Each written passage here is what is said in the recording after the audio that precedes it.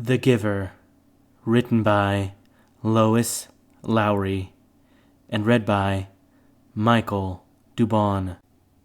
Chapter 1. It was almost December, and Jonas was beginning to be frightened. No, wrong word, Jonas thought.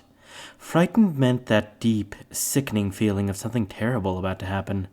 Frightened was the way he had felt a year ago when an unidentified aircraft had overflown the community twice.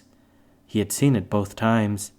Squinting toward the sky, he had seen a sleek jet, almost a blur at its high speed, go past, and a second later heard the blast of sound that followed.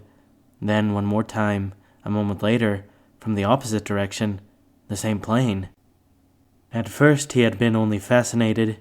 He had never seen aircraft so close, for it was against the rules for pilots to fly over the community. Occasionally, when supplies were delivered by cargo planes to the landing field across the river, the children rode their bicycles to the riverbank and watched, intrigued, the unloading and then the takeoff directed to the west, always away from the community. But the aircraft a year ago had been different. It was not a squat, fat-bellied cargo plane, but a needle-nosed single-pilot jet. Jonas, looking around anxiously, had seen others, adults as well as children, stop what they were doing and wait, confused, for an explanation of the frightening event. Then all of the citizens had been ordered to go into the nearest building and stay there. "Immediately," the rasping voice through the speakers had said, "leave your bicycles where they are." Instantly, obediently, Jonas had dropped his bike on its side on the path behind his family's dwelling. He had run indoors and stayed there, alone. His parents were both at work, and his little sister, Lily, was at the child care center, where she spent her after-school hours. Looking through the front window, he had seen no people, none of the busy afternoon crew of street cleaners, landscape workers, and food delivery people who usually populated the community at that time of day. He saw only the abandoned bikes here and there on their sides. An upturned wheel on one was still revolving slowly. He had been frightened then. The sense of his own community silent, waiting, had made his stomach churn. He had trembled. But it had been nothing. Within minutes the speakers had crackled again, and the voice, reassuring now and less urgent, had explained that a pilot in training had misread his navigational instructions and made a wrong turn. Desperately, the pilot had been trying to make his way back before his error was noticed. "Needless to say, he will be released," the voice had said, followed by silence. And there was an ironic tone to that final message, as if the speaker found it amusing, and Jonas had smiled a little, though he knew what a grim statement it had been. For a contributing citizen to be released from the community was a final decision, a terrible punishment, an overwhelming statement of failure. Even the children were scolded if they used the term lightly at play, jeering at a teammate who missed a catch or stumbled in a race. Jonas had done it once, had shouted at his best friend, "That's it, Asher, you're released," when Asher's clumsy error had lost a match for his team. He had been taken aside for a brief and serious talk by the coach, had hung his head with guilt and embarrassment, and apologized to Asher after the game. Now, thinking about the feeling of fear as he pedaled home along the river path, he remembered that moment of palpable, stomach-sinking terror when the aircraft had streaked above. It was not what he was feeling now with December approaching. He searched for the right word to describe his own feeling. Jonas was careful about language, not like his friend, Asher, who talked too fast and mixed things up, scrambling words and phrases until they were barely recognizable, and often very funny. Jonas grinned, remembering the morning that Asher had dashed into the classroom, late as usual, arriving breathlessly in the middle of the chanting of the morning anthem. When the class took their seats at the conclusion of the patriotic hymn, Asher remained standing to make his public apology, as was required. "I apologize for inconveniencing my learning community." Asher ran through the standard apology phrase rapidly, still catching his breath. The instructor in class waited patiently for his explanation. The students had all been grinning because they had listened to Asher's explanations so many times before. I left home at the correct time, but when I was riding along near the hatchery, the crew was separating some salmon. I guess I just got distraught watching them. I apologize to my classmates, Asher concluded. He smoothed his rumpled tunic and sat down. We accept your apology, Asher. The class recited the standard response in unison. Many of the students were biting their lips to keep from laughing. I accept your apology, Asher, the instructor said. He was smiling. And I thank you, because once again you have provided an opportunity for a lesson in language. Distraught is too strong an adjective to describe salmon viewing. He turned and wrote distraught on the instructional board. Beside it he wrote distracted. Jonas, nearing his home now, smiled at the recollection, thinking, still, as he wheeled his bike into its narrow port beside the door, he realized that frightened was the wrong word to describe his feelings. Now that December was almost here, it was too strong an adjective. He had waited a long time for this special December. Now that it was almost upon him, he wasn't frightened, but he was eager, he decided. He was eager for it to come, and he was excited, certainly. All of the 11s were excited about the event that would be coming so soon. But there was a little shudder of nervousness when he thought about it, about what might happen. Apprehensive, Jonas decided. That's what I am. Who wants to be the first tonight, for feelings? Jonas's father asked at the conclusion of their evening meal.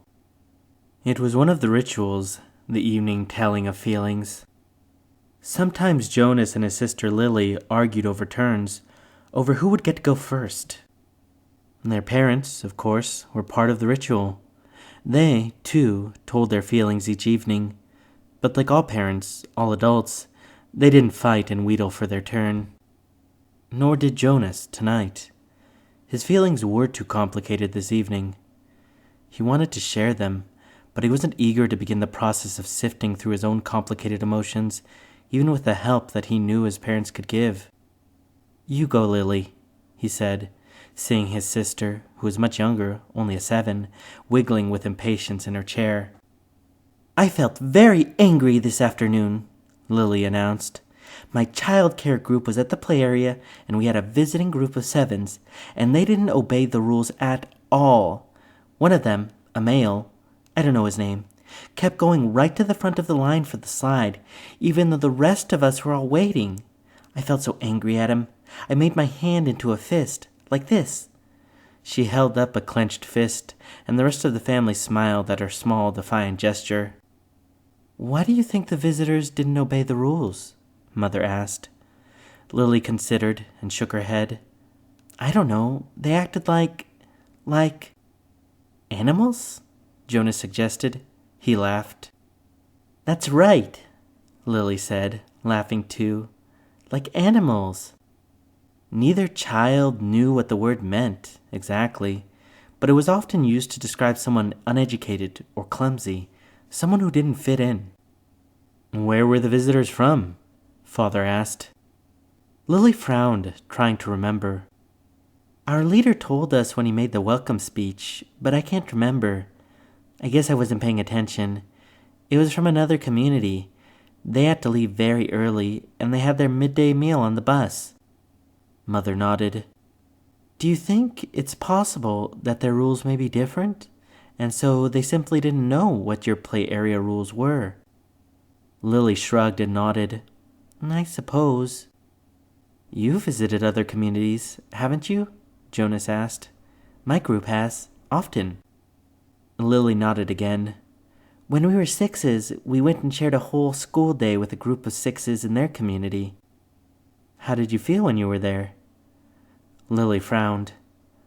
I felt strange, because their methods were different. They were learning usages that my group hadn't learned yet, so we felt stupid. Father was listening with interest. I'm thinking, Lily, he said, about the boy who didn't obey the rules today. Do you think it's possible that he felt strange and stupid, being in a new place with rules that he didn't know about? Lily pondered that. Yes, she said, finally. I feel a little sorry for him, Jonas said, even though I don't even know him. I feel sorry for anyone who is in a place where he feels strange and stupid." "How do you feel now, Lily?" Father asked. "Still angry?" "I guess not," Lily decided. "I guess I feel a little sorry for him, and sorry I made a fist." She grinned. Jonas smiled back at his sister. Lily's feelings were always straightforward, fairly simple, usually easy to resolve. He guessed that his own had been, too, when he was a 7. He listened politely, though not very attentively, while his father took his turn, describing a feeling of worry that he'd had that day at work, a concern about one of the new children who wasn't doing well. Jonas's father's title was nurturer. He and the other nurturers were responsible for all the physical and emotional needs of every new child during its earliest life. It was a very important job, Jonas knew, but it wasn't one that interested him much. "What gender is it?" Lily asked. "Male," Father said. "He's a sweet little male with a lovely disposition. But he isn't growing as fast as he should, and he doesn't sleep soundly. We have him in the extra care section for supplementary nurturing, but the committee's beginning to talk about releasing him." "Oh no," Mother murmured sympathetically. "I know how sad that must make you feel." Jonas and Lily both nodded sympathetically as well. Release of new children was always sad, because they hadn't had the chance to enjoy life within the community yet, and they hadn't done anything wrong. There were only 2 occasions of release which were not punishment: release of the elderly, which was a time of celebration for a life well and fully lived, and release of a new child, which always brought a sense of what could we have done. And this was especially troubling for the nurturers, like Father, who felt they had failed somehow, but it happened very rarely. "Well," Father said, "I'm going to keep trying. I may ask the committee for permission to bring him here at night, if you don't mind. You know what the night crew nurturers are like.